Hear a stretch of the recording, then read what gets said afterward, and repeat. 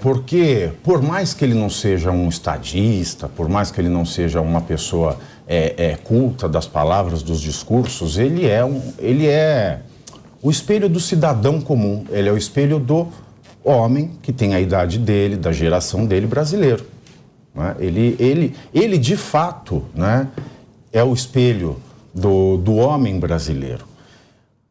E apesar de ele não ter essas sutilezas, né, da filosofia política, da sociologia, ele é a liderança e ele precisa, é importante que ele continue sendo a liderança da direita e para isso ele comece a compor, a se preocupar em se portar, em se tornar uma liderança em sentido completo. Você não acha, Nelson?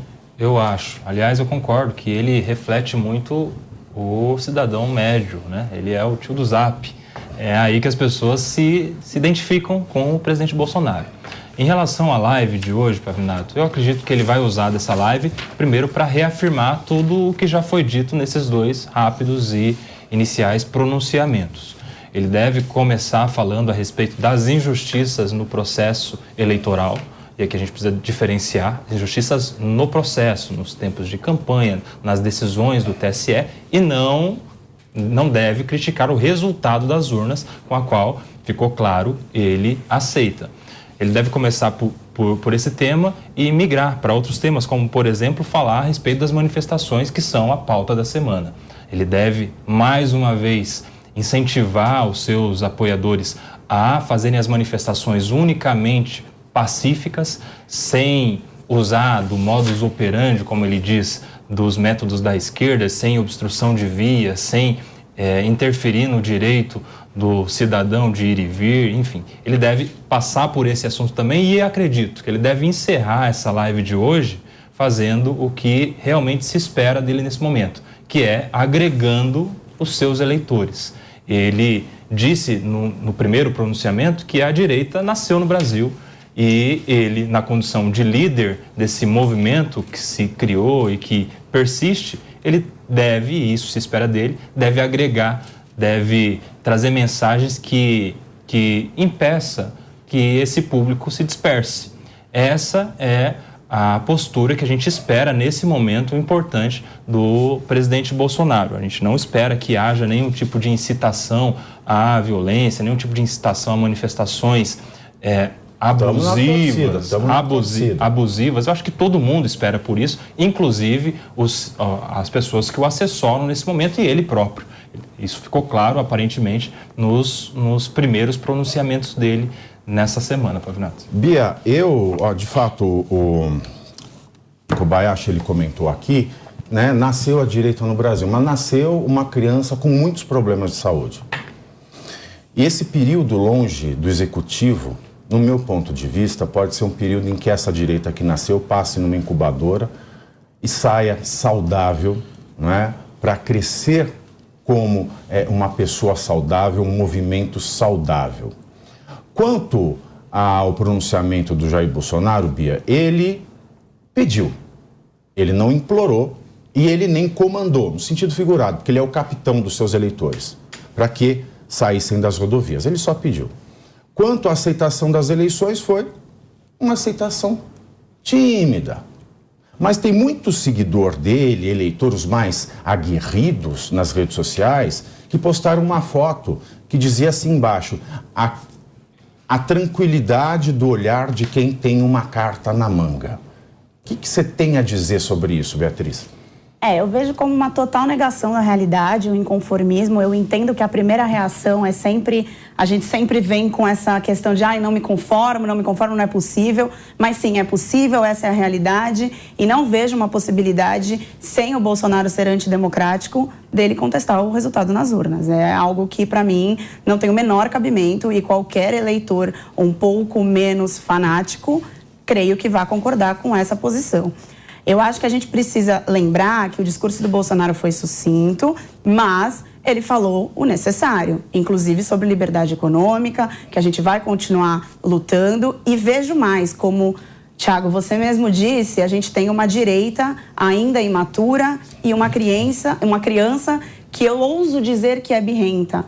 Porque você fechar a rodovia, usar o método da esquerda, que é sim um método de esquerda, que, por exemplo, a gente não pode esquecer de quando queimaram na Paulista, né, todas as manifestações, inclusive o Borba Gato, a gente não pode esquecer desse fator, não é uma característica que eu vejo como representação legítima e democrática de um movimento que seja à direita, apesar de ter os meus poréns com relação a essas classificações.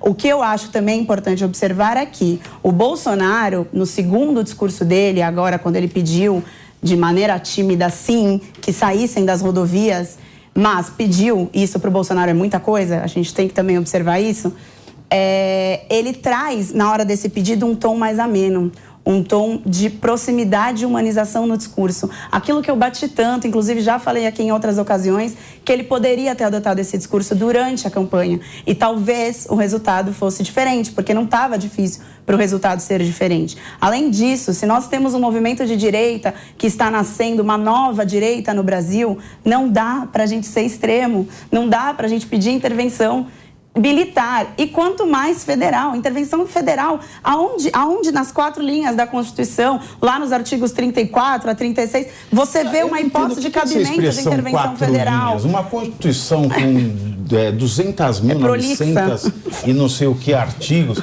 né? 300 artigos, quase 200 emendas. Que 4 linhas? É o quê? É um frame? É um quadradinho? É isso?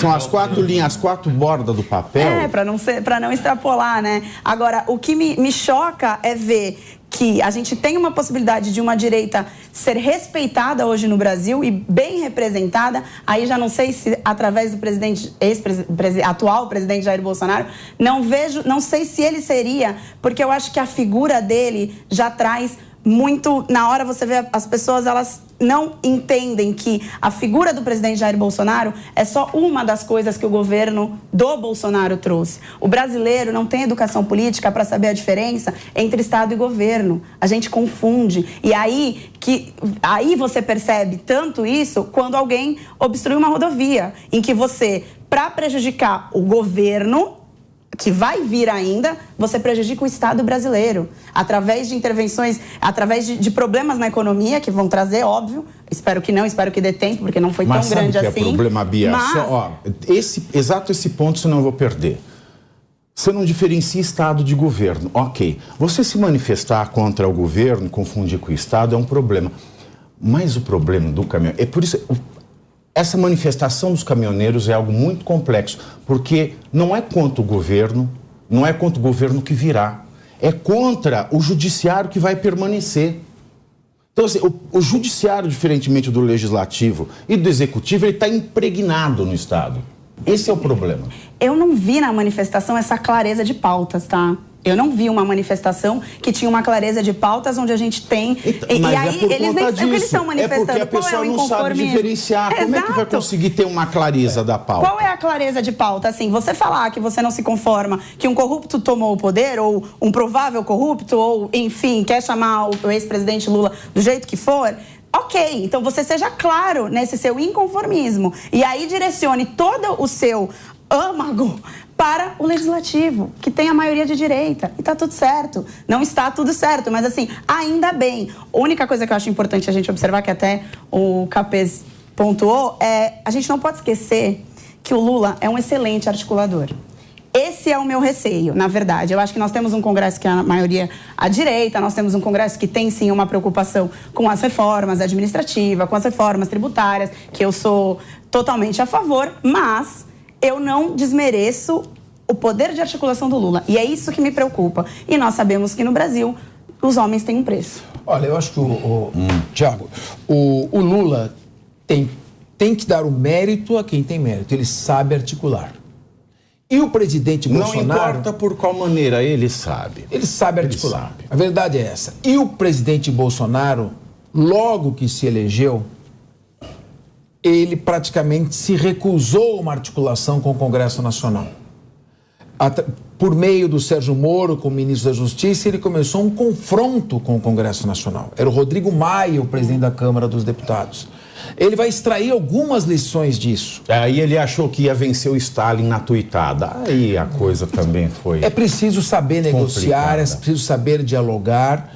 E é preciso também pensar algumas palavras, expressões, porque uma vez que a palavra é dada, ela é flecha lançada, ela não volta mais. Que poético. Tudo isso, acredito que o presidente Bolsonaro está refletindo, e se ele refletir e usar isso como um grande aprendizado, ele poderá ainda continuar sendo o principal líder da direita nesse país e dar uma nova oportunidade à direita.